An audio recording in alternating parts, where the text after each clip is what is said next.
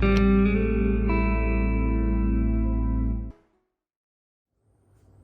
everyone and welcome back to the channel. In today's video, I wanted to address kind of an interesting topic and a question that I've seen a number of times online, and that is when I'm applying for Social Security disability, what date should I use?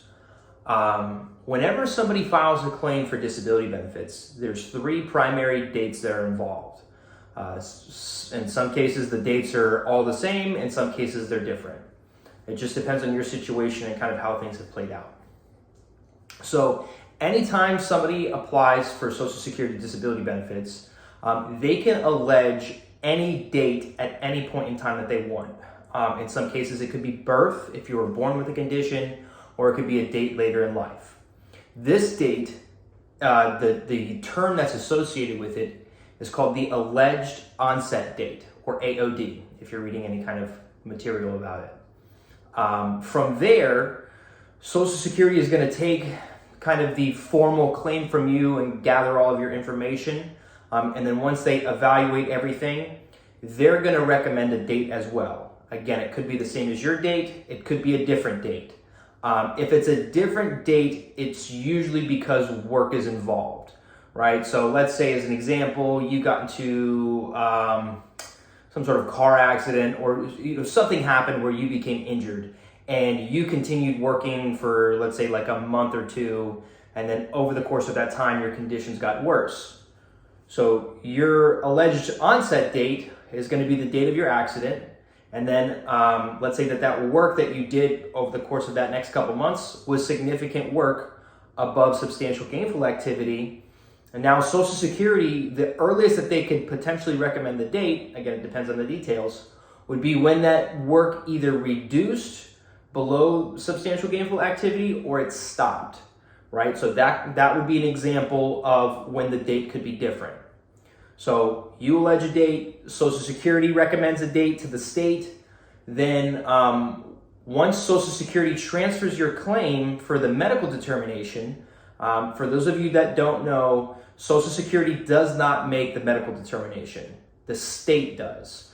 So again, they take the formal claim, they gather everything that they need to as far as all of the non-medical criteria and information, or I should say non-medical criteria. They still get your medical information, but then they transfer that electronically over to your state. And your state, because they have the doctors and the trained medical staff to evaluate your conditions, they make the determination. And once they do that, they'll essentially make a determination on the exact date that they find you to be disabled. It could be the date that you recommended as well as Social Security, or it could just be the date that Social Security recommended if you had work involved. But once they have that date, that's called an established onset date, or EOD, right? So you have an AOD, alleged onset date. You have a POD, which is potential onset date, or sometimes a recommended onset date. And then you have an EOD, which is an established onset date. You only get an EOD if you have a favorable determination, meaning that they have found you to be disabled.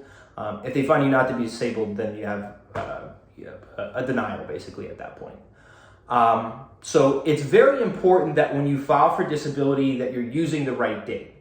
The reason being for that is because that subsequently will affect everything. So as an example, let's say that you allege that you became disabled on January 1st of 2023. And everybody's recommending the same date, right? So you, Social Security, and the state, they all agree on January 1st of 2023. At that point, you have something called a 5-month waiting period. So for the first 5 full months that calendar months that you're found to be disabled, no disability benefits can be paid. So in this case, with the January 1st date, that would be January, February, March, April, May. That means that your earliest month of entitlement to disability benefits is going to be June. Social Security pays every single benefit that they have is always a month behind, so your first check would be in July of 2023. Subsequently, if your disability benefits are effective with June of 23 and there's no, let's say there's no SSI or anything like that involved, then the earliest that you become eligible for Medicare at that point would be after 24 months. So approximately June of 2025 at that point. Okay, so that's why it's really important to make sure that you use the right date, and so does Social Security, is because let's say that they said let's say because you had maybe like an extra week of work after your injury or your accident, and you used January 10th of 2023 as your onset date, and everybody else agreed, then at that point, your 5-month waiting period becomes February, March, April, May, June. Your month of entitlement becomes July of 23, and your first payment would be in August, right? That's a very slight difference, but for some people, let's say that you had your accident and then maybe you took FMLA, or you took, 3 or 4 weeks of leave, and that carried over into the next month, right? So you're continuing to back that thing, those dates up further and further, which may back up your entitlement further and further. And where I've seen that really come into play is for people who need that Medicare as soon as possible. Whether it's a financial issue because maybe they have no other medical insurance, or they need maybe the coverage that they have isn't as good, and they're really depending on that Medicare to kind of get everything that they need, or God forbid it was something more, maybe it wasn't just financial, it had to do with your actual health, and maybe you're postponing an operation, or if you had, like, let's say severe diabetes and maybe you need your leg amputated, or your, something like that, where it's super serious and you need this care as soon as possible. That is the significance of making sure that you're using the right date, not just for financial purposes, but subsequently for that health insurance as well. When I'm going over these 3 terms is because I've seen on a number of occasions where you're dealing with the Social Security employee and they just want to get done with your claim as soon as possible and move on to the next person. So what they'll do is they'll say, oh, well, based off your work, the earliest that we can recommend that you became disabled is the date that you stopped working, right? So if you're in a situation where you had your accident or maybe your diagnosis, whatever might have happened that led to your disability, and maybe you had a little bit of work after that, maybe a couple of months went by and your condition slowly got worse and worse, when Social Security recommends the date that you stopped working, it basically allows them to avoid further development of your claim. There's a number of things that if you had that accident or that diagnosis that come into play if you continue to work and your employer was aware of what was going on, and let's say that they gave you some sort of special treatment or considerations. They allowed you maybe to take more breaks, maybe more time off, unexpected time off. Maybe you don't have any PTO and they still said, okay, don't worry about it, just go handle your stuff. So all these things should be considered when you're filing your claim, and it can potentially, even though you might have grossed X amount of dollars, special treatment and things like that can be considered a subsidy and reduce your wages. So if your employer says, hey, I gave that employee a 20% subsidy, maybe that 20% reduces what Social Security counts on your wages below SGA, which is substantial gainful activity, and now you can use this earlier date. So that's really the real answer to the question, what date should I use? Always use the earliest date possible.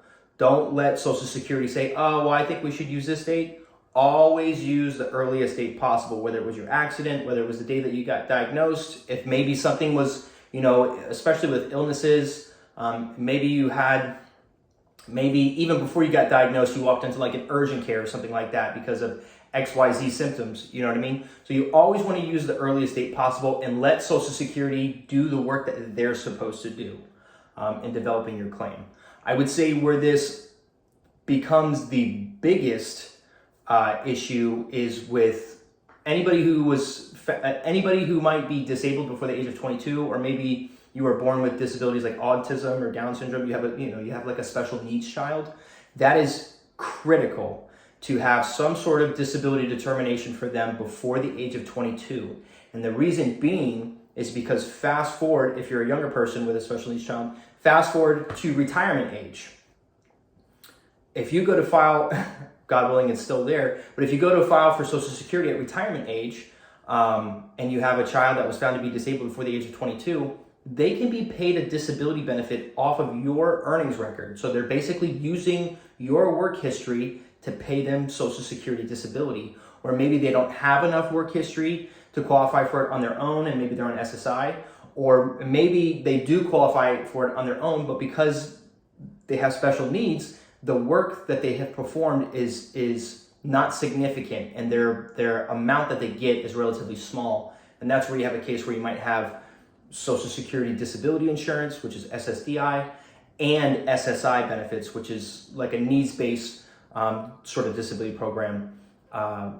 There's some people that get both, right? So you really want to, again, I can't stress it enough, use the earliest date possible whenever you're filing for your disability claim. Let Social Security make the determination as far as what date they're going to recommend. And then even moving forward, the state can still supersede what Social Security says. They can still say, okay, well, yeah, we found this, and that's not uncommon either. I saw that a number of times working at Social Security, where maybe there were some medical records that were found at an older date, and Social Security recommended, as an example, January 1st of 2023, but the Disability Determination Service maybe found some medical records from a prior year, and they say, well, you know, we're recommending January 1st of 2022. That can happen as long as you have the proof, which would be medical records, and that proof substantiates your claim, and as long as you meet all of the what Social Security would determine essentially to be the non-medical stuff, like you mainly your work was under the restriction needed, or whatever wages that you had were counted at a reduced rate and also were under SG as well. So again, that is overall, that is the answer to today's video, is always use the earliest date possible. Don't let anybody persuade you to use a different date. I can't stress that enough. Thanks for watching. If you enjoyed the video, hit the like button, subscribe to the channel, and turn on your bell notifications so that you're always notified whenever I'm posting new content. If you have a question or want me to cover another topic, please leave a comment down below and I'll be sure to address it as soon as possible. Thank you so much and have a fantastic day.